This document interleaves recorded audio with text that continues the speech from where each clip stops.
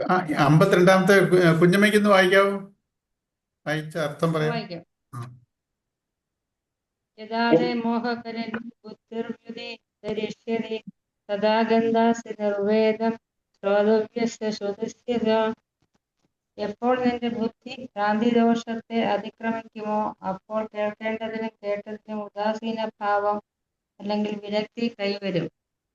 ബുദ്ധിയിലെ മോഹകാലുഷ്യം നീങ്ങുമ്പോഴാണ് ശരിയായ വൈരാഗ്യം കൈവരുക. എന്തിന്റെ നേരെ വൈരാഗ്യം എന്ന് കാണിക്കാൻ ഇവിടെ പ്രയോഗിച്ചിരിക്കുന്ന പദങ്ങളുടെ സൂചിതാർത്ഥം ഗ്രഹിക്കേണ്ടതാണ്. ശ്രോതവ്യം കേൾക്കാനിരിക്കുന്നത് കേട്ടിട്ടില്ലാത്തത് എന്നതുകൊണ്ട് ഇനി അങ്ങോട്ട് അനുഭവിക്കാനിരിക്കുന്ന സകല വിഷയങ്ങളെയും സൂചിപ്പിക്കുന്നു. ശ്രുതം കേട്ടുകഴിഞ്ഞത് എന്നതുകൊണ്ട് ഇന്നോളം അനുഭവിച്ചു കഴിഞ്ഞ വിഷയങ്ങളെയും സൂചിപ്പിക്കുന്നു. അവ രണ്ടിന്റെ നേരെയും ഉദാസീനഭാവം കൈവരും എപ്പോൾ ബുദ്ധിഭ്രാന്തി ദോഷത്തെ അതിക്രമിക്കുമ്പോൾ. ശുദ്ധജ്ഞാനസ്വരൂപിയായ ആത്മാവ് എന്തോ ഒരു വ്യാമോഹത്തിൽ കുടുങ്ങിയതുപോലെയാണ് വ്യവഹരിക്കുന്നത്. ആത്മാവിന്റെ തന്നെ അനിർവചനീയ ശക്തിയായ മായയുടെ പണിയാണിത്. കാരണമായ മായ അവ്യക്തമാണ്, അതിനെ കാണാൻ പറ്റില്ല. അതിന്റെ കാര്യമായ ഭ്രാന്തി നാവിലൂടെ പ്രകടമാകുന്നു. നമ്മുടെ ഉള്ളിൽ രണ്ടു തലങ്ങളിലായി രണ്ടു വിധത്തിൽ മായയുടെ പ്രവർത്തനം നടക്കുന്നുവെന്ന് സൂക്ഷ്മ നിരീക്ഷണപടുക്കളായ വേദാന്താചാര്യന്മാർ കണ്ടുപിടിച്ചു. ശുദ്ധ ചൈതന്യമാണ് നമ്മുടെ യഥാർത്ഥ സ്വരൂപമെങ്കിലും അതറിയാൻ പറ്റാത്ത വിധത്തിൽ ബുദ്ധിയിൽ ഒരു മറയായി വർത്തിക്കുന്ന മായാശക്തി വിശേഷത്തെ ആവരണമെന്ന് പറയും. ബുദ്ധിക്ക് ആത്മതത്വം അറിയാൻ പറ്റാത്ത അവസ്ഥയിൽ അനാത്മവസ്തുക്കളെ ആത്മാവെന്ന് കരുതി മനസ്സ് ഭ്രമിക്കുന്നു. മായയുടെ ഈ ശക്തിവിശേഷത്തെ വിക്ഷേപമെന്ന് പറയും. കർമ്മയോഗാനുഷ്ഠാനം വഴി അന്ധഃകരണം ശുദ്ധമാകുമ്പോൾ പരമാത്മാവിന്റെ സാന്നിധ്യം അറിയാനുള്ള കഴിവ് ബുദ്ധിക്ക് കിട്ടുന്നു. വ്യാമോഹത്തിന്റെ ബാധയിൽ നിന്ന് മുക്തമായ ബുദ്ധി അനാത്മവസ്തുക്കളുടെ വശ്യമോഹന വലയത്തിൽ ഇനി വീഴില്ല. എന്നാൽ ആത്മാനന്ദം ഉള്ളിൽ കണ്ടെത്തുന്നതുവരെയും ബുദ്ധി വിഷയാനന്ദം തേടിക്കൊണ്ടിരിക്കുകയും ചെയ്യും. മേഘത്തിന്റെ മറവിൽ നിന്ന് സൂര്യൻ വെളിയിലായാൽ തീ കാഞ്ഞുകൊണ്ടിരിക്കുന്നവർ വെയിൽ കായാനെത്തുകയായി. തീ കായുമ്പോൾ പുകയുടെ ശല്യമുണ്ടാവും. അത്തരം ശല്യമില്ലാത്തതും കൂടുതൽ സുഖപ്രദവുമാണ് വെയിൽ കായൽ. ബുദ്ധിയിലെ അജ്ഞാനമറ നേർത്തു വരുന്നതോടെ ആത്മാനന്ദം കൂടുതൽ കൂടുതൽ അനുഭവപ്പെടുന്നതുകൊണ്ട് വിഷയസുഖങ്ങളിൽ രസം തോന്നാതാവും. അനുഭവിച്ചു കഴിഞ്ഞ വിഷയസുഖങ്ങൾ ഓർത്തുകൊണ്ടോ അനുഭവിച്ചിട്ടില്ലാത്തവ കൊതിച്ചുകൊണ്ടോ വിലയേറിയ വർത്തമാനകാലം ഒരു കർമ്മയോഗി പാഴാക്കില്ല. കുഞ്ഞമ്മ ഒന്ന് പറയാവോ കുഞ്ഞമ്മ? എന്തോ മനസ്സിലാക്കിയെന്ന് പറഞ്ഞു. പറയാം. പറയാം. ബുദ്ധിക്ക് ഭ്രമം കൂടുമ്പോൾ കേട്ടതിലും കേൾക്കേണ്ടതിലും വിരക്തി കൈവരുന്നതാണ്. ബുദ്ധിയിലെ തെറ്റിദ്ധാരണ നീങ്ങുമ്പോഴാണ് വിരക്തി ഉണ്ടാവുന്നത്. പിന്നെ ഇനി അങ്ങോട്ടുള്ള സകല കാര്യങ്ങളെയും സൂചിപ്പിക്കുന്നതാണ് ശ്രോതവ്യം. അല്ല, ഈ ഇന്നോളം ഈ ഈ അനുഭവി ഈ ആ, തെറ്റിദ്ധാരണ എന്താണ്? അത് ഞാനെന്ന ഞാൻ ദേഹമാണെന്ന തെറ്റിദ്ധാരണ അതെ. അല്ലേ. ഇനി അങ്ങോട്ടുള്ള സകല കാര്യങ്ങളെയും സൂചിപ്പിക്കുന്നതാണ് ശ്രുതം. എന്നാൽ ഇന്നോളം അനുഭവിച്ചു കഴിഞ്ഞ കാര്യങ്ങളാണ് ശ്രുതം. അവ രണ്ടിന്റെയും നേരെ ഭ്രമം കൂടുമ്പോൾ വിരക്തി ഉണ്ടാവും. അതെന്തോ ശുദ്ധജ്ഞാന സ്വരൂപി അല്ല, അങ്ങനെ പറഞ്ഞാൽ എന്താണ് മനസ്സിലാക്കേണ്ടത്? അത് പാസ്റ്റും ഫ്യൂച്ചറും അല്ലേ. അതെ. അതാ പറയുന്നത്, നമ്മുടെ പാസ്റ്റിലോട്ട് നമ്മൾ കഴിഞ്ഞു പോയ കാലഘട്ടത്തിനെ കുറിച്ചുള്ള ഓർത്തുള്ള ദുഃഖവും ഇനി വരാൻ പോകുന്നതിനെ ഇനി കുറിച്ചുള്ള അങ്ങോട്ട് വരാൻ ആകാംക്ഷയും ഉത്കണ്ഠയും. ആകാംക്ഷ. ആ, അതെ. ഇതിനോടാണ് നമുക്ക് വൈരാഗ്യം വരേണ്ടത്.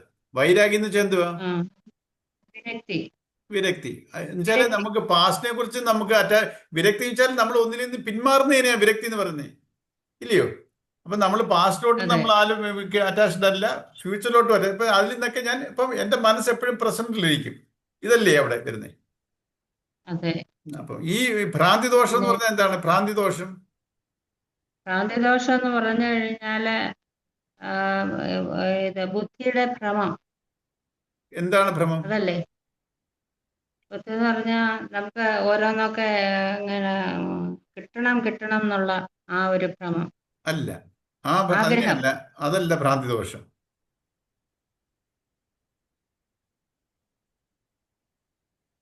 ഞാൻ ശരീരമാണ്, ഞാൻ ബുദ്ധിയാണെന്നുള്ള അഹം, അതൊക്കെ അതാണ് ഭ്രാന്തി. തെറ്റിദ്ധാരണ.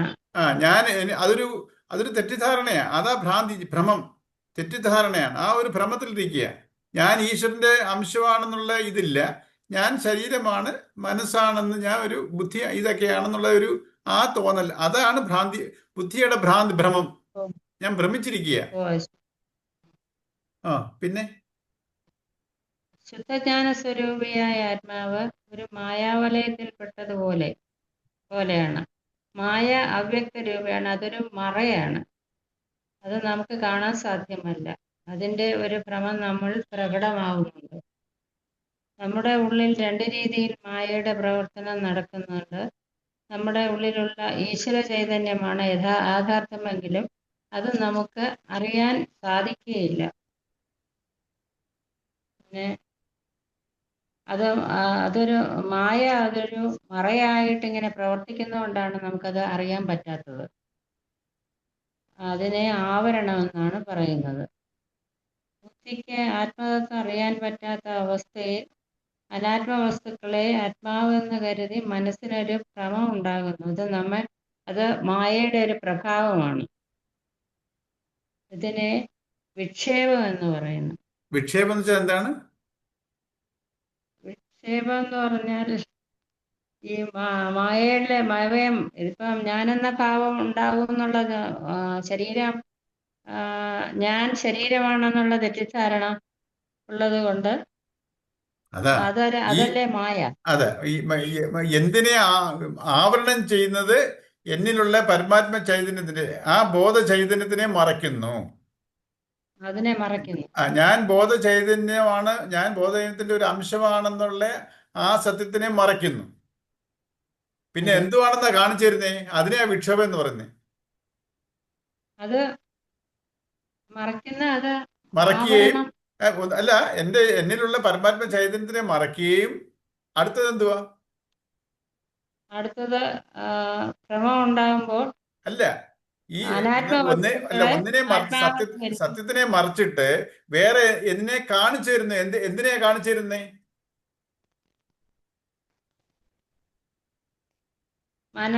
അനാത്മ വസ്തുക്കളെ ആത്മാവെന്ന് കരുതി അതാ, ഏതാണ് മനസ്സിനൊരു ഭ്രമം. അനാത്മ വസ്തു? അനാത്മവസ്തു എന്ന് പറഞ്ഞാൽ ആ, എന്താണ്? ശരീരമാണ്. ശരീരത്തിനെ നമ്മളാണ് തെറ്റിദ്ധരിപ്പിക്കുന്നത്. ശരീരമാണ്. ശരീരം ആത്മാവല്ല. അനാത്മ വസ്തുക്കൾ എന്ന് പറയുന്നത് ഇവിടെ ശരീരത്തിനെ. ശരീരം അനാത്മ വസ്തുക്കളെ, ശരീരം. ശരീരത്തിനെ കാണിച്ചു തരുക. നീ ശരീരമാണെന്ന് കാണിച്ചു തരുന്നു. ശരീരവും മനസ്സും ഉണ്ടല്ലേ? ശരീരവും മനസ്സും. ശരീരവും മനസ്സും ഞാനാണ് എന്നുള്ള തെറ്റിദ്ധരിപ്പിക്കും. തെറ്റിദ്ധരിപ്പിക്കും. മനസ്സും ഞാനാണ്. അതാണ്. അതെ. പക്ഷെ ശരിക്കും ആത്മബോധമാണ്. പക്ഷെ അത് നമ്മളെ അറിയിക്കുക, അത് മറയ്ക്കുകയും ചെയ്യുന്നു. തെറ്റായിട്ടുള്ള സാധനം ഞാനാണെന്ന് വിചാരിക്കുകയും ചെയ്യുന്നു. അതാണ് മറ്റേ വിക്ഷേപം. ഇതിന്റെ രണ്ടിനെ കൂടെ ചേർത്ത് പറയുന്ന നടക്കുന്ന പ്രോസസ്സിനെ പറയുന്നതാണ് മായ. മായ എന്ന് പറയുന്നതിൽ ആവരണവും ഉണ്ട്, വിക്ഷേപവും ഉണ്ട്. ഒന്നിനെ മറയ്ക്കുന്നു, എന്നിട്ട് ആ മറച്ചു വെച്ചിട്ട് നീ അതാണെന്ന് നിന്നെ കാണിച്ചു തരികയും ചെയ്യുന്നു. ഇത് രണ്ടും കൂടെ ചേരുന്നതിനെ നമ്മൾ മായ എന്ന് പറയുന്നു. ആ മായ എന്തോ ശരീരമാണെന്നുള്ള തെറ്റിദ്ധാരണ ആണോ ഈ വിക്ഷേപം എന്ന് പറയുന്നത്? അതെ, വിക്ഷേപം. നമ്മള് കയറിനെ അതല്ലേ പറഞ്ഞ? ഇപ്പൊ ഒരു കയറ് കാണുമ്പോ നമ്മള് അല്ലേ, അതിനൊരു എക്സാമ്പിൾ ആണ്. സന്ധ്യസമയത്ത് നമ്മള് കയറ് കിടക്കുന്ന കാണുമ്പോൾ സർപ്പമാണ്, പാമ്പാണെന്ന് തെറ്റിദ്ധരിക്കുന്നു. അതൊരു മായയാ. കയറിനെ മറിച്ചിട്ട് അതിന്റെ സ്ഥാനത്ത് നമുക്ക് പാമ്പാണെന്നുള്ള തോന്നൽ വരുത്തുന്നു. കയറിനെ കാണുന്നില്ല, പാമ്പിനെ കാണുന്നു.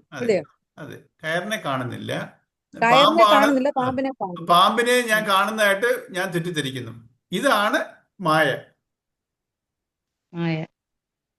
ഒന്നിനെ മറയ്ക്കുന്നു, കയറിനെ കർമ്മയോഗം. മറയ്ക്കുന്നു, ആ എന്നിട്ട് പാമ്പിനെയാണ് ഞാൻ അവിടെ കാണുന്നത്. ആ ഈ ശക്തിവിശേഷത്തിന് പറയുന്നതാണ് മായ. ഈ മായ എന്ന് പറയുന്നത് ഈശ്വരന്റെ തന്നെ, ഈ നമ്മുടെ ഈ ചൈതന്യത്തിന്റെ തന്നെ ഒരു വിശേഷമാണ്. നമ്മളെ ഇങ്ങനെ ഈ ഈശ്വരന്റെ തന്നെ ഒരു ലീലയാണ് മായ. നമ്മൾ ആ മായയ്ക്കും അതീതമായി പോയാലേ നമ്മൾ ഈശ്വരനുമായിട്ട് ലയിക്കാൻ പറ്റത്തുള്ളൂ. ഉം. ഈ എന്തിനാണ് മായ എന്ന് ഈശ്വരൻ പറഞ്ഞാൽ ഇങ്ങനെ മായ അതിനെ കാണിക്കുന്നത്? ദേവി, ഈ ദേവി എന്ന് പറയുന്നത്, ദേവി ഭാവം എന്ന് പറയുന്നത് മായ. അത് നമ്മുടെ മായ എന്നല്ലയോ ദേവിയെ പറയുന്നേ. ഉം. ശക്തിയും അല്ലേ? ശിവം ശക്തി, അല്ല, ഈ മായ എന്ന് പറയുന്നത് വിഷ്ണുമായ. ദേവിക്ക്, ദേവിക്കുള്ള വിഷ്ണുമായ. പര്യായപദം എന്തൊക്കെയാ ഏതാണ്ട് പറയുമല്ലോ. അതെ, വിഷ്ണുമായ എന്ന് പറയുന്നതും വിഷ്ണുമായ അങ്ങനെയാണോ ഉദ്ദേശിക്കുന്നത്? ശിവശക്തി. അതെ, അല്ലല്ല, അല്ലാതെ തന്നെ വേറെ ഏതാണ്ട് പറയുമല്ലോ മായ എന്നുള്ള രീതിയില്. മായാസ്വരൂപിണി എന്നൊക്കെ പറയത്തില്ലയോ ദേവി? ഉം. എന്നുവെച്ചാല് ഈ പരമാത്മ ചൈതന്യത്തിന്റെ എഫക്റ്റ് ആണ് ഈശ്വരൻ. ഈശ്വരന്റെ ആ എഫക്റ്റ് നമ്മളെ മായയിൽ കുരുങ്ങും. ആ ഈശ്വരന്റെ ഒരു പ്രോസസ്സാണ് മായ. ഇപ്പൊ പണ്ട് ഈ ഭാഗവതം ഒരു കഥയുണ്ട്. ഈ സൃഷ്ടി എങ്ങനെയാ നടന്നെന്നുള്ള. ആദ്യത്തെ സൃഷ്ടി സനകാദികളായിരുന്നു. അതറിയാമോ?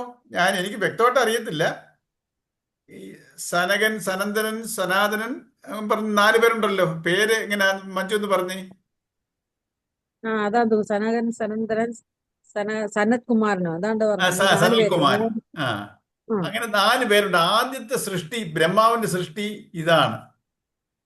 അവർക്ക് മായ എന്താ? അവര് ഈ പരമാത്മ ചൈതന്യത്തിലോട്ട് തന്നെ.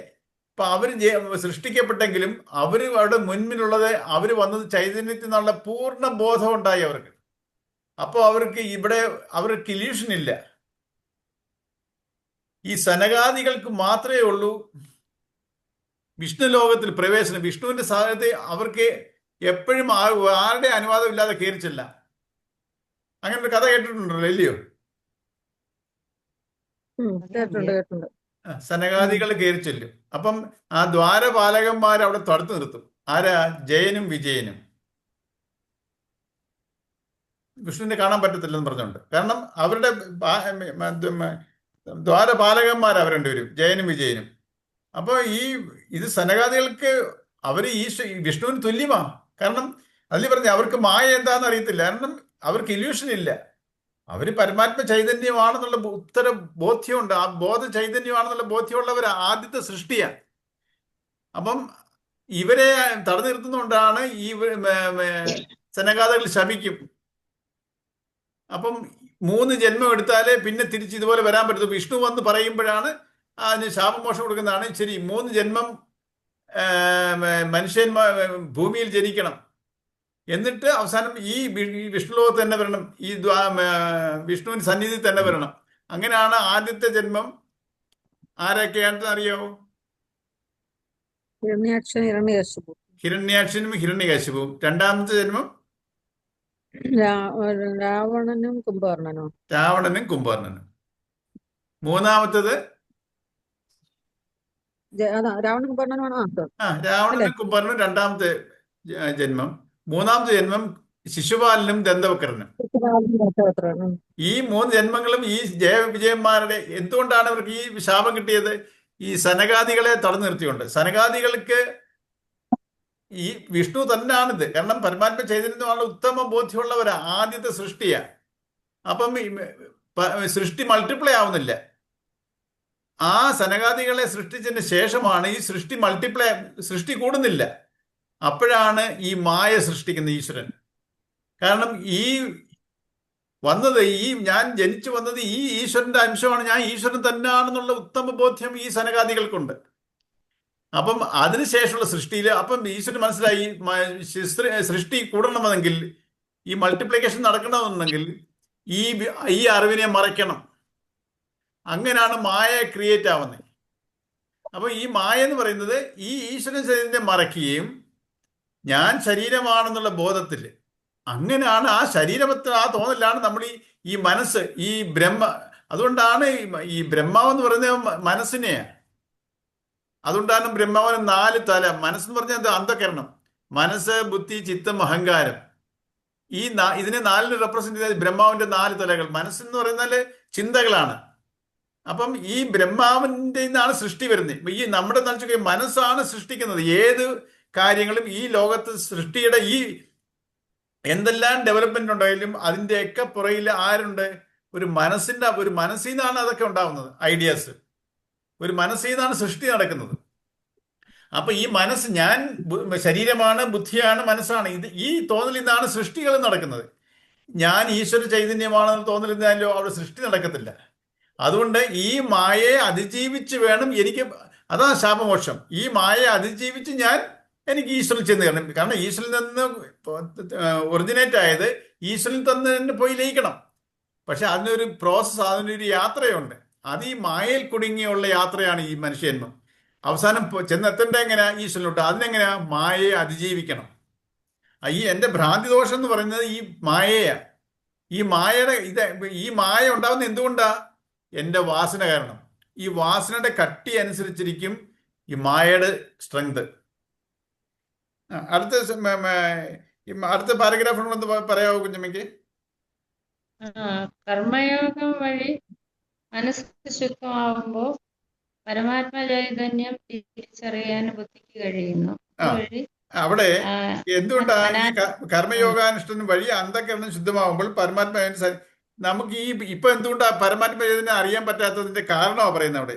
ഇപ്പൊ നമുക്ക് ഓർഡിനറി ആയിട്ട് നമ്മൾ ജീവിച്ചുകൊണ്ടിരിക്കുമ്പോൾ നമ്മളുടെ ഒരു പരമാത്മ ചൈതന്യം ഉണ്ടെന്നുള്ള ഒരു ധാരണ ആർക്കും ഇല്ല. എന്തുകൊണ്ടാ?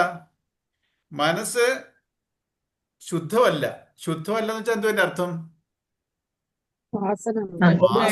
വാസന മാലിന്യത്തിൽ നിറഞ്ഞിരിക്കുക. അപ്പൊ ഈ മാലിന്യം, വാസനാ മാലിന്യം, ഈ വാസനാ മാലിന്യം മാറണങ്ങളോ കർമ്മയോഗാനുഷ്ഠാനം വഴി അന്ധകരണം ശുദ്ധമാവുമ്പോൾ, മനസ്സ് ശുദ്ധമാവുമ്പോൾ. കർമ്മയോഗം ചെയ്താലേ മനഃശുദ്ധി വരത്തുള്ളൂ, ചിത്തശുദ്ധി വരത്തുള്ളൂ. ആ ചിത്തശുദ്ധി വരുമ്പോഴാണ് ഞാൻ ചൈതന്യത്തിന്റെ അംശമാണെന്നുള്ള പൂർണ്ണ ബോധം എനിക്ക് വരുന്നത്. ഇപ്പൊ നമ്മൾ അറിവിന്റെ തലത്തിൽ പറയുക, നമ്മൾ ആ ചിത്തശുദ്ധി വന്നിട്ടില്ല നമുക്ക്. നമ്മൾ ഈ സാധനാനുഷ്ഠാനങ്ങൾ വഴി ചെയ്ത് ഈ മനസ്സ് ഉറയ്ക്കണം. ഇപ്പൊ നമ്മളിലും അതിലോട്ട് മനസ്സ് ഉറച്ചിട്ടില്ല. അപ്പൊ ഈ കർമ്മയോഗാനുഷ്ഠാനം വഴിയേ വേണം എൻ്റെ അന്ധകരണം വെച്ചാൽ എൻ്റെ മനസ്സ്. നമ്മൾ മലയാളത്തിൽ പറയുമ്പോൾ മനസ്സ്, അന്ധകരണം വെച്ചാൽ മനസ്സ്, ബുദ്ധി, ചിത്തം, അഹങ്കാരം, ഇത് 4ഉം ശുദ്ധമാവണം. ആ സമയത്താണ് പരമാത്മാവിന്റെ സാന്നിധ്യത്തിനുള്ള കഴിവ് ബുദ്ധിക്ക് കിട്ടുന്നത്. ഇപ്പൊ നമുക്ക് കിട്ടുന്നില്ല. നമ്മൾ ആ ഒരു അറിവിന്റെ തലത്തിൽ ബുക്കിൽ നിന്ന് വായിച്ചുള്ള അറിവാ. എൻ്റെ അനുഭവമായിട്ട് മാറണം അത് ചിത്തശുദ്ധി വരുമ്പോഴാണ്. ചിത്തശുദ്ധി വെച്ചാല് നമ്മൾ നേരത്തെ പറഞ്ഞല്ലോ, സമദുഃഖേ എന്തുവാ അത്, അങ്ങനെ ചൊല്ലി, എങ്ങനെന്തോ സുഖദുഃഖേ സമീകൃത്വ ലാഭാലാഭോ ജയാജു, ഇതിനെയെല്ലാം സമമായിട്ട് കാണുക. സന്തോഷം വന്നാലും ദുഃഖം വന്നാലും എനിക്ക് ഒരേപോലെ, ലാഭം വന്നാലും നഷ്ടം വന്നാലും എനിക്ക് ഒരേ മനസ്ഥിതി. അതിനെയും ഞാൻ അക്സെപ്റ്റ് ചെയ്യുന്നു, ഇതിനെ അക്സെപ്റ്റ്. മറ്റെങ്ങനെ നമ്മൾ ഈ ലാഭത്തിനോടും സുഖത്തിനോടും വിജയത്തിനോടും നമുക്ക് അറ്റാച്ച്മെന്റ്. അപ്പം ഇങ്ങനെ ആയിക്കൂടാ. നമ്മൾ എല്ലാത്തിനെയും സമബുദ്ധിയിൽ കാണണം. ആ സ്റ്റേജിലോട്ട് നമ്മൾ അറ്റൈൻ ആവണം. ഇപ്പൊ നമുക്ക് അങ്ങനെ ഒക്കുന്നില്ല. ഇതെങ്ങനെ ഒക്കും? നമ്മൾ ഈ പരമാർത്ഥ സത്യങ്ങളെ നിരന്തരം ചിന്തനം ചെയ്ത് വരുമ്പോൾ എന്നിൽ ആ ട്രാൻസ്ഫോർമേഷൻ നടക്കും. അങ്ങനെയാണ് എനിക്ക് ഈ പരമാത്മ ചൈതന്യത്തിന്റെ സാന്നിധ്യം അറിയാനുള്ള കഴിവ് ബുദ്ധിക്ക് കിട്ടുന്നത്. വ്യാമോഹത്തിന്റെ ബാധയിൽ നിന്ന് മുക്തമായ ബുദ്ധി, ഈ വ്യാമോഹത്തിന്റെ ബാധയിൽ നിന്ന് അങ്ങനെ കർമ്മയോഗാനുഷ്ഠാനം വഴിയാണ് എൻ്റെ വ്യാമോഹം മാറേണ്ടത്. എന്തോ ഈ വ്യാമോഹം? ഞാൻ ശരീരമാണ്, ദേഹോഹം ബുദ്ധി, ദേഹമാണ് ഞാൻ എന്നുള്ള മാറി ഞാൻ പരമാത്മ ചെയ്തുള്ള അത് വരുന്നത് ആ ബുദ്ധിയാണ്. ആ ബാധയിൽ നിന്ന്, വ്യാമോഹത്തിന്റെ ബാധയിൽ നിന്ന് മുക്തമായ ബുദ്ധി അനാത്മവസ്തുക്കളുടെ മോഹന വലത്തിൽ ഇനി വീഴില്ല. അനാത്മവസ്തുക്കൾ എന്ന് പറഞ്ഞാൽ ഈ ശരീരവുമായിട്ട് ബന്ധപ്പെട്ട എല്ലാ വിഷയങ്ങളും.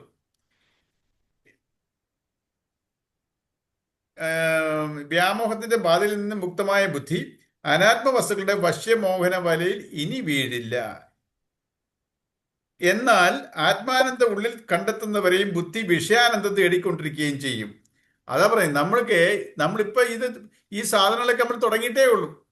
നമ്മൾ ഈ അറിവുകളൊക്കെ ഉണ്ടെങ്കിലും നമുക്ക് വേറെ സുഖങ്ങളിലൂടെ നമ്മൾ പോയിക്കൊണ്ടിരിക്കും. കാരണം എനിക്ക് ഈ ആത്മാനന്ദ സുഖം കിട്ടിയിട്ടില്ല.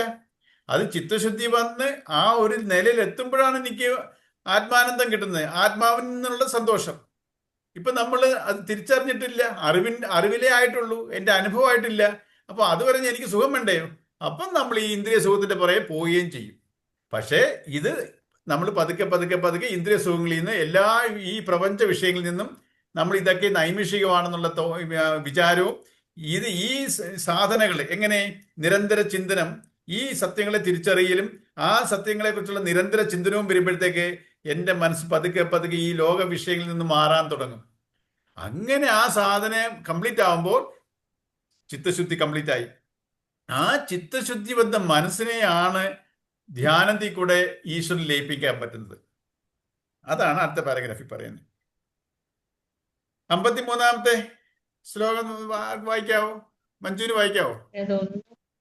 ഒന്നും കൂടെ ഒന്ന് റിപ്പീറ്റ് ചെയ്യൂ. ഏതിന്റെ പറയണ്ടേ? എവിടെ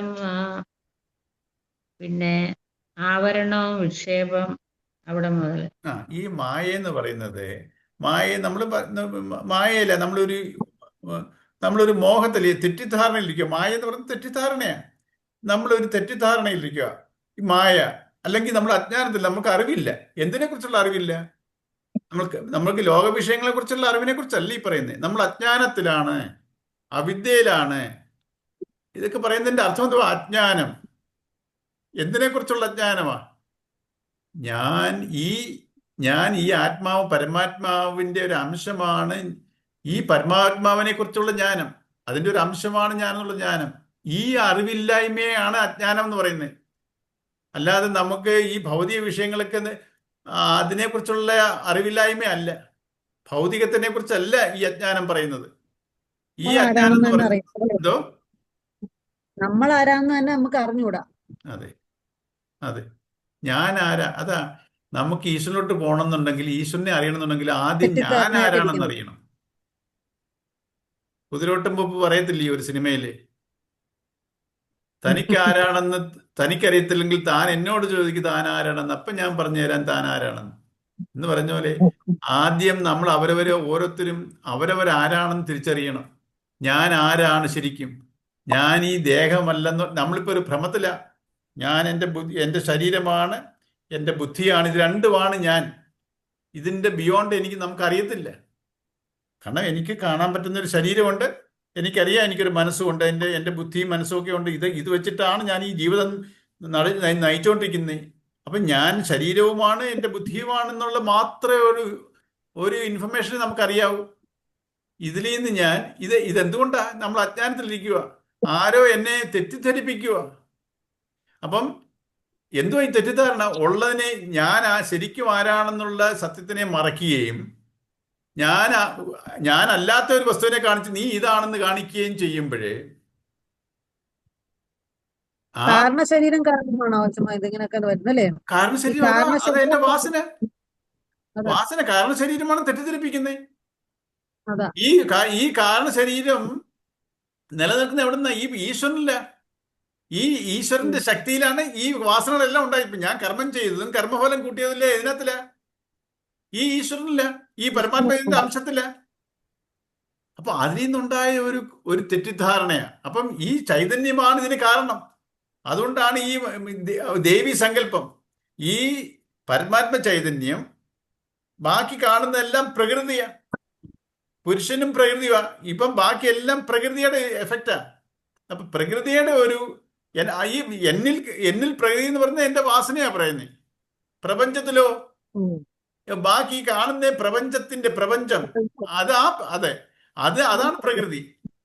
അപ്പം എന്നിൽ എപ്പോഴും പറയുന്നത് ഈ ഒരു ഇൻഡിവിജ്വലും സിസ്റ്റവും എന്നുവെച്ചാല് വ്യഷ്ടിയും സമഷ്ടിയും. എന്നിൽ ഞാൻ വ്യഷ്ടി, ഞാൻ ഇൻഡിവിജ്വല്ല. എന്നിൽ നടക്കുന്ന അതേ പ്രോസസ്സാണ് ഈ പ്രപഞ്ചത്തിൽ നടക്കുന്നത്. അതിന്റെ ഒരു മിനിയേച്ചറാണ് ഞാൻ. ഈ പ്രപഞ്ചം വന്നത് ഈ യൂണിവേഴ്സൽ കോൺഷ്യസ് ആണ്. പിന്നെ നിങ്ങൾ വേറൊരു കാര്യം ഓർക്കണം, ഈ പരമാത്മ ചൈതന്യം, പരമാത്മാവ്, ജീവാത്മാവ്, ഇത് ഈ വേറെ രീതിയിലൂടെ ഇതിനെ മനസ്സിലാക്കണം. ബോധ ചൈതന്യം നേരത്തെ നമ്മൾ പറഞ്ഞിട്ടില്ല, പല രീതിയിൽ പറയണം, എന്നാലേ അത് മനസ്സിലാവത്തുള്ളൂ. ഈ ബോധ ചൈതന്യം എന്തുവാ? അത് കോൺഷ്യസ് എനർജി. ഇവിടെ ഈ പ്രപഞ്ചത്തിൽ ഇവിടെ രണ്ട് ടൈപ്പ് എനർജിയേ ഉള്ളൂ. ഒന്ന് കോസ്മിക് എനർജിയും ഒന്ന് കോൺഷ്യസ് എനർജി. ഈ കോസ്മിക് എനർജി വന്നത് ഈ കോൺഷ്യസ് എനർജി എന്നാ. ഈ സൂര്യൻ പോലും നമ്മൾ കിട്ടുന്ന കോസ്മിക് എനർജി എന്തുവാ? ഈ സൂര്യനിൽ നിന്ന് കിട്ടുന്ന ചൂടാ. ഈ സൂര്യൻ തന്നെ വന്നത് ഈ പരമാത്മ ചൈതന്യത്തിൽ നിന്നാ. യൂണിവേഴ്സൽ പരമാത്മാവ് എന്ന് പറയുമ്പോൾ നമ്മൾ അങ്ങനെ ഒരു പേര് നമ്മൾ ഇടുന്നതാ. പരമാത്മാവ് ഇതന്നെയൊക്കെ അറിയാൻ വേണ്ടി എന്തോ എനർജിയാ, എങ്ങനെ എല്ലാവരും എനർജിയാണെന്ന് പറയുന്നത്. കോസ്മിക് ഇതൊരു എനർജി എനർജിയാണ്. Mass energy. മാസ് എന്ന് പറഞ്ഞാൽ നമ്മൾ ഇൻഫിനിറ്റ് എനർജി. അതിൽ നിന്നുണ്ടായതാണ് ഈ പ്രപഞ്ചം, സൂര്യനും ഗാലക്സികളെല്ലാം. അപ്പൊ അതിന്റെ ഒരു ഐൻസ്റ്റീന്റെ ഒരു ഇക്വേഷൻ ഉണ്ട്, E = mc². സയന്റിഫിക് ആയിട്ട് കണ്ടുപിടിച്ചേക്കുന്ന ഒരു ഇക്വേഷനാ. Energy E = mc². എം എന്ന് വെച്ചാൽ മാസ്, c² എന്ന് വെച്ചാൽ വെലോസിറ്റിയാ. അതൊരു കോൺസ്റ്റന്റാ. ഇപ്പൊ E മാറ്റിക്കഴിഞ്ഞാൽ എന്തോ ചെയ്യും? E is directly proportional to energy. Energy is directly proportional to mass. ആ പ്രൊപ്പോർഷണാലിറ്റി കോൺസ്റ്റന്റ് മാറ്റുമ്പോഴാണ് നമ്മളൊരു കോൺസ്റ്റന്റ് ഇടുന്നത്. അപ്പൊ is directly proportional to mass. അതാണ് ബേസിക്. അതിനെ ഒരു ഇക്വേഷൻ ഫോമിലാക്കുമ്പോൾ E = ഇടാനും വേണ്ടിയാണ് കോൺസ്റ്റന്റ്. അത് വെലോസിറ്റി ഓഫ് ലൈറ്റ് ആയിട്ട് എടുത്തേക്കുന്നത്, c². അപ്പം mass is directly proportional to energy. എന്ന് വെച്ചാൽ എന്താ? മാസ് എനർജി ആവും, എനർജി മാസ് ആവും. ഇതൊരു ഇക്വിലിബ്രിയമാണ്. മാസ് എനർജി ആവുന്നു, എനർജി മാസ് ആവുന്നു. ഈ എനർജിയാണ് യൂണിവേഴ്സൽ കോൺഷ്യസ് എനർജി. അതൊരു കോസ്മിക് എനർജി അല്ല. ആ കോൺഷ്യസ് എനർജിയിൽ നിന്നാണ് ഈ മാസ് ഉണ്ടായത്. മാസ് എന്ന് വെച്ചാൽ പ്രപഞ്ചം, ഗാലക്സികൾ. ഈ ടോട്ടൽ കാണുന്ന നമ്മുടെ ഈ ലോകങ്ങൾ ഉണ്ടാക്കുന്നത് ഈ മാസാ. ഈ യൂണിവേഴ്സൽ കോൺഷ്യസ് എനർജിയിൽ നിന്നാണ് ഈ പ്രപഞ്ചം ഉണ്ടായത്, സൂര്യനും ഗ്രഹങ്ങളും എല്ലാം. അപ്പൊ ഇതിന്റെ ഒരു ഇക്വിലിബ്രിയമാണ്. അപ്പൊ ഈ യൂണിവേഴ്സൽ കോൺഷ്യസ് എനർജി പുരുഷനും, ഈ പ്രപഞ്ചം പ്രകൃതി, അത് എന്താണ്? പ്രപഞ്ചവും പുരുഷനും പ്രകൃതി. അതാണ് ഈ അർത്ഥനാരിച്ച കൺസെപ്റ്റ് വരുന്നത്. പകുതി ശിവനും പകുതി പാർവതി. അത് ഇത് രണ്ടും കോംപ്ലിമെന്ററി ഈച്ചതറ. അപ്പം ഇതിന്റെ ഒരു ലയനമുണ്ട്. ഈ പ്രപഞ്ചം അവസാനം ഈ എനർജി ആവും, പിന്നെയും ഇത് മാസാവും, പ്രപഞ്ചമാവും, യൂണിവേഴ്സ് ആവും. ഇതൊരു സൈക്കിളാണ്. അപ്പൊ അങ്ങനെതുകൊണ്ടാണ് ഓരോ ചതുർയുഗങ്ങൾ കഴിയുമ്പോഴും ഇത് ലയിക്കും. കൃതയുഗം, പ്രളയത്തിലും അങ്ങനെ ഓരോ ഡിസോൾവ് ആകുക, എനർജിയിലോട്ട് ഡിസോൾവ് ആകും. അത് പ്രളയം എന്ന് പറഞ്ഞാല് വെള്ളം കയറി നിറയുന്നതിന് മാത്രം, അത് നമ്മളിപ്പോ ഉപയോഗിക്കുന്ന വിടാ. ആ പ്രളയം എന്ന് വെച്ചാൽ അവ്യക്തതയിലോട്ട് പോകും. ഈ പ്രപഞ്ചം മൊത്തം അവ്യക്തതയിലോട്ട് പോകും, ആ എനർജി സ്റ്റേറ്റിലോട്ട് പോകും. അപ്പൊ ഇതൊരു കൃതയുഗം, ത്രേതായുഗം, ദ്വാപരയുഗം, കലിയുഗം. ഇത് കഴിഞ്ഞാൽ തിരിച്ചൊരു എനർജി സ്റ്റേറ്റ് ഡിസോൾവ് ആകുക. പിന്നെ ആദ്യം തൊട്ട് ക്രിയേഷൻ തുടങ്ങും.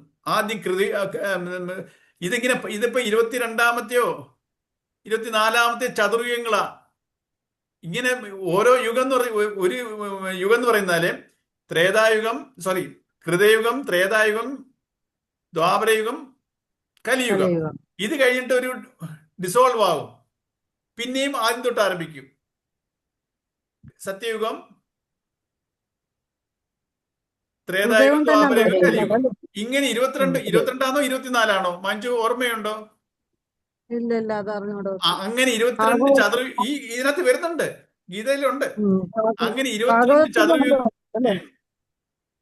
ഭാഗവതത്തിലൊക്കെ എഴുതിയിട്ടുണ്ടെന്ന്. ഗീതയിലും ഉണ്ട്. നമ്മൾ ഇപ്പൊ വരുവിനി ഓരോ യുഗങ്ങളും എത്ര കൊല്ലമാണെന്ന് എഴുതിയിട്ടുണ്ട് ഇതിനകത്തില്. കൃതയുഗം എത്ര വർഷമാണ്, ത്രേതായുഗം എത്ര വർഷമാണ്, ദ്വാപരയുഗം എത്ര വർഷമാണ്, കലിയുഗം എത്ര വർഷമാണ്. ഈ കലിയുഗത്തിന്റെ കുറച്ച് വർഷങ്ങളെ ആയിട്ടുള്ളൂ. അപ്പൊ ഇതിങ്ങനെ പോയി നാശം എന്ന് വെച്ചാൽ ഇത് ഡിസൊല്യൂഷനോട്ട് പോവാ.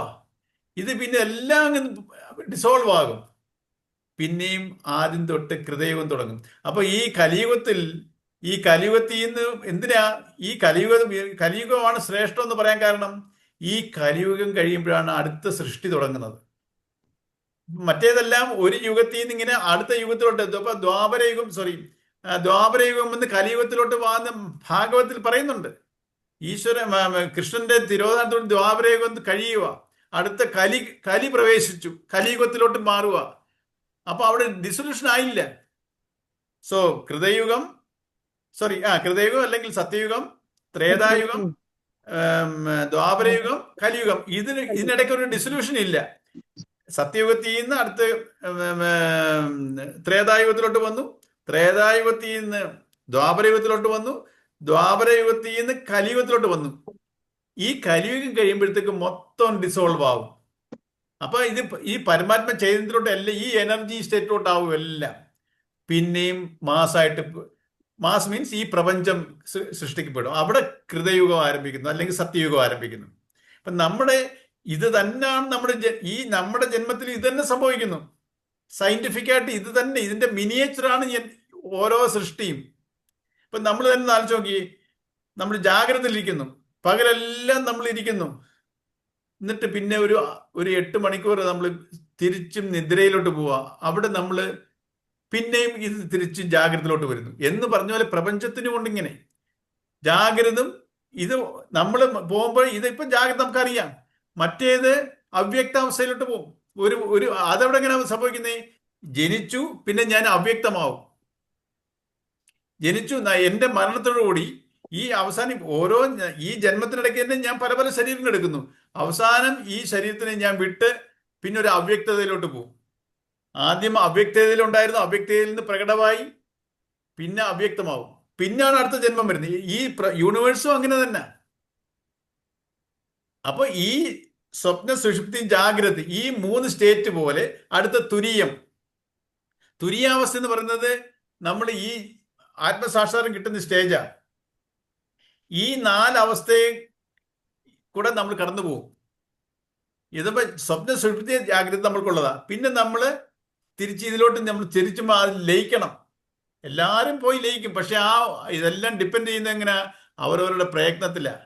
നമ്മൾ ഈ ഈശ്വരനോട്ട് പോയി ലയിച്ചിരിക്കും. നമ്മുടെ എത്രത്തോളം ഒരു മനുഷ്യന്മത്തിൽ കൂടെ അത് അറ്റൈൻ ചെയ്യാൻ പറ്റത്തുള്ളൂ. ഒരു മൃഗത്തിനും തുരിയാവസ്ഥയിലോട്ട് പോകാൻ പറ്റത്തില്ല. ഒരു മനുഷ്യന്മത്തിൽ കൂടെ മാത്രമേ ഈശ്വരനോട്ട് ലയിക്കാൻ പറ്റത്തുള്ളൂ. അപ്പം ഇതിനെ ഇങ്ങനെ നമ്മളെ ഇങ്ങനെ ചുറ്റിത്തിരിപ്പിക്കുന്ന ആരാ? ഈ മായ എന്ന് പറയുന്ന ശക്തി. ഇതിന്റെ ഈ പരമാത്മ ചൈതന്യത്തിന്റെ ഒരു ശക്തി വിശേഷമാണ് മായ. ഈ മായ കൊണ്ടാണ് സൃഷ്ടികൾ ഇങ്ങനെ നടന്നുകൊണ്ടിരിക്കുന്നത്. ഈ മായ ഇല്ലായിരുന്നെങ്കിൽ സനകാദികളോട്ട് ആരും മൾട്ടിപ്ലൈ ആവത്തില്ല. ഈ ഞാൻ, ഈ ശരീരം, മനസ്സ്, ബുദ്ധി എന്ന് പറയുന്നതുകൊണ്ടാണ് ക്രിയേഷൻ മൾട്ടിപ്ലൈ ആയിക്കൊണ്ടിരിക്കുന്നത്. ഞാൻ ഈശ്വര ചൈതന്യം പറഞ്ഞു കഴിഞ്ഞാൽ പിന്നെ എനിക്ക് ഒരു മെറ്റീരിയൽ, ഈ ഭൗതികത്തിലോട്ട് എനിക്ക് വികാസമില്ല. പിന്നെ ഞാൻ ഈ ചൈതന്യത്തിലോട്ട് ലയിക്കത്തേ ഉള്ളൂ. സൃഷ്ടിയുടെ നടക്കത്തില്ല. അപ്പം ഇതിന്റെ ഒരു ബിയോണ്ട് പ്രിൻസിപ്പിൾ, നമുക്ക് ബിയോണ്ട് അവിടെ നമ്മുടെ ഇന്റലക്റ്റാ ഇതിന്റെയൊക്കെ ലോജിക് കണ്ടുപിടിക്കാൻ. നമുക്ക് നമ്മുടെ ഈ ശാസ്ത്രങ്ങളിൽ നിന്ന് കിട്ടുന്ന ഒരു അറിവാണ് ഈ പറഞ്ഞത്. ഇത് നമുക്ക് ഒരു കണക്കിന് നമുക്ക് ഉൾക്കൊള്ളാൻ പറ്റും. പക്ഷെ ഇതിന്റെയും ബിയോണ്ടായിട്ട് ചിന്തിക്കാൻ നമ്മുടെ ബുദ്ധിക്ക് ഒക്കത്തില്ല. കാരണം ഈ ബുദ്ധിയെയും പ്രകാശിപ്പിക്കുന്നത് ഈ ചൈതന്യമാണ്. അതിന്റെ ഡെപ്തോ അതിന്റെ ഇതൊന്നും കണ്ടുപിടിക്കാൻ നമ്മുടെ ബുദ്ധിക്ക് ഒക്കത്തില്ല. കാരണം ഈ ബുദ്ധി പ്രവർത്തിക്കുന്നത് ഇതിന്റെ പ്രകാശത്തില. ഈ ടോർച്ച് ലൈറ്റിന് അതിന്റെ ബാറ്ററിയെ കാണാൻ ഒക്കാത്ത പോലെ.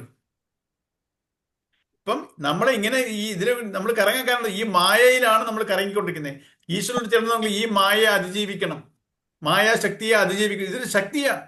നമ്മുടെ ഈ ശക്തി, നമ്മുടെ വാസന ഒരു ശക്തിയല്ലയോ? ആർക്കും അതിൽ നിന്ന് മാറാൻ പറ്റത്തില്ല.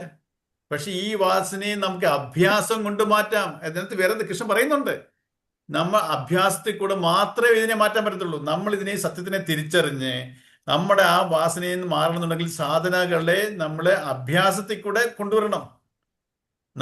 ഇത് അഭ്യാസം ശരീരത്തിന്റെ അഭ്യാസമല്ല കേട്ടോ. അഭ്യാസം ഒന്നും വലുതായിട്ട് കാണിക്കണ്ടെന്ന് പറയത്തില്ലയോ? ആ അഭ്യാസമല്ല, ഇത് മനസ്സിന്റെ ട്രാൻസ്ഫോർമേഷൻ, സത്യങ്ങളെ തിരിച്ചറിയുന്ന അഭ്യാസം, നമ്മൾ ചിന്താഗതിക്കുണ്ടാവുന്ന അഭ്യാസം. നമ്മൾ ഈ ഭൗതികത്തിൽ എല്ലാവരുടെയും കൂടി ഇരിക്കുന്നെങ്കിലും നമ്മുടെ മനസ്സ് എപ്പോഴും നമ്മുടെ ഇത് നിരന്തര ചിന്തന ഉണ്ടാവണം. പാസ്റ്റോട്ടും പോരുത്, ഫ്യൂച്ചറിലും വിട്ടും പോരുത്. കേട്ടതിനെ ശ്രുതം ശ്രോതവ്യം വെച്ചാല് കേട്ടെന്നുള്ളതല്ല, നമ്മൾ അനുഭവിച്ചതിനെ, നമ്മൾ ഇന്ന് വരെ എന്തെല്ലാം അനുഭവിച്ചു അതിനെ ടോട്ടൽ നെഗ്ലക്ട് ചെയ്യണം. ഇനിയും നമുക്ക് അടുത്തൊരു ഭയമുണ്ട്, അയ്യോ നാളെ, അല്ലെങ്കിൽ എനിക്ക് ഇനി നാളെ കുറിച്ചുള്ള അത് ഇനിയും അനുഭവിക്കാൻ പോകുന്ന അനുഭവങ്ങൾ ശ്രോതവ്യം. രണ്ടിനെയും വിടണം. ഞാൻ ഇതിന് ഇവിടുന്ന് എനിക്ക് വിരക്തി ഉണ്ടാവണം, ഡിസ്പാഷൻ ഉണ്ടാവണം. എൻ്റെ പാഷൻ എവിടെ ആയിരിക്കണം? എൻ്റെ പാഷൻ ഉണ്ടാക്കി ഞാൻ ഇപ്പം ഇരിക്കുന്ന ഈശ്വരനിലാണെന്നുള്ള ഉത്തമ ബോധ്യം നമ്മളിൽ നിരന്തരം ചിന്തിച്ചാലേ എനിക്ക് ഈ ട്രാൻസ്ഫർമേഷൻ നടക്കത്തുള്ളൂ.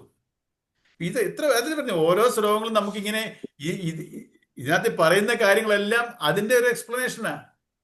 ഇപ്പോൾ ഓരോ ശ്ലോകത്തിൽ കൂടെ നമ്മൾ ഇപ്പം ഈ എല്ലാ സ്ക്രിപ്റ്റേഴ്സും ഇത് തന്നെ, ഈ ഒരു പ്രിൻസിപ്പിളിനെ നമ്മൾ ഗ്രഹിക്കാൻ വേണ്ടി നമ്മൾ എങ്ങനെ ഗ്രഹിക്കും? അപ്പം എന്തെല്ലാം കാര്യങ്ങൾ തന്നിട്ടുണ്ട്.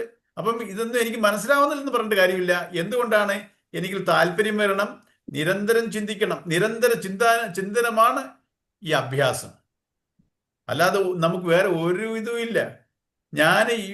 എന്തുകൊണ്ടാണ് ഞാൻ നിരന്തരം ചിന്തിക്കാത്തത്? എനിക്ക് കിട്ടുന്ന ഒരു നൈമിഷിക സുഖങ്ങളുണ്ട്. പെട്ടെന്ന് എനിക്ക് ഇന്ദ്രിയ സുഖങ്ങൾ കിട്ടും. എനിക്ക് എങ്ങനെ ഈ സുഖമോ ഇത് കിട്ടാൻ കുറച്ച് പാടാ, കിട്ടിക്കഴിഞ്ഞാൽ പെർമനന്റാ. അതേ സമയത്ത് മറ്റേ സുഖങ്ങളോ പെട്ടെന്ന് കിട്ടും, പക്ഷെ അങ്ങനെ നിൽക്കത്തില്ല. ഇന്ദ്രിയ സുഖങ്ങളെല്ലാം എനിക്ക് പെട്ടെന്ന് സുഖം കിട്ടും, പക്ഷെ ആ സുഖങ്ങൾ അങ്ങനെ നിൽക്കുവോ? അതിന് അടുത്ത നിമിഷം പോവും, പിന്നെ നമ്മൾ ദുരിതത്തിലാവും.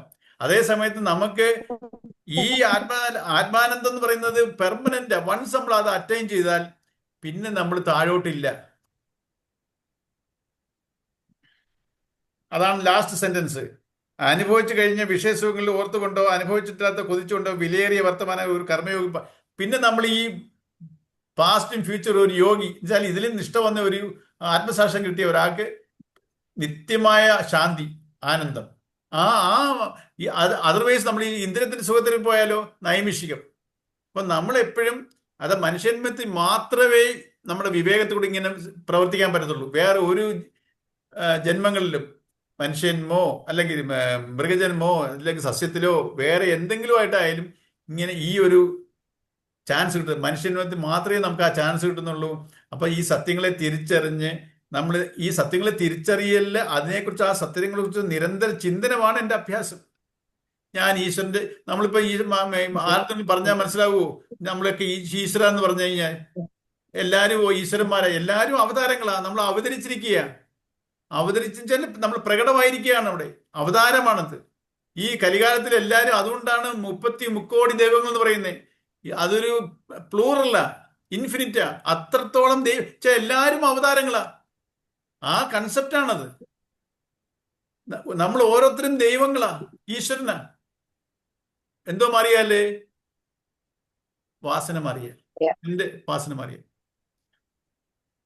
കുഞ്ഞമ്മയ്ക്ക് ആ മായയുടെ കാര്യം മനസ്സിലായോ? മനസ്സിലായി. കുഞ്ഞുമെന്ന് പറയാവോ? 2 മിനിറ്റ് ഉണ്ട്. 1 മിനിറ്റേ ഉള്ളൂ. ശരി. ശരീരമാണെന്ന തോന്നല് ഉള്ളത് കൊണ്ട് നമ്മളെ മോഹവലയത്തിൽ പെട്ടുപോകുന്നത്. പിന്നെ ഈശ്വരത്തിലേക്ക്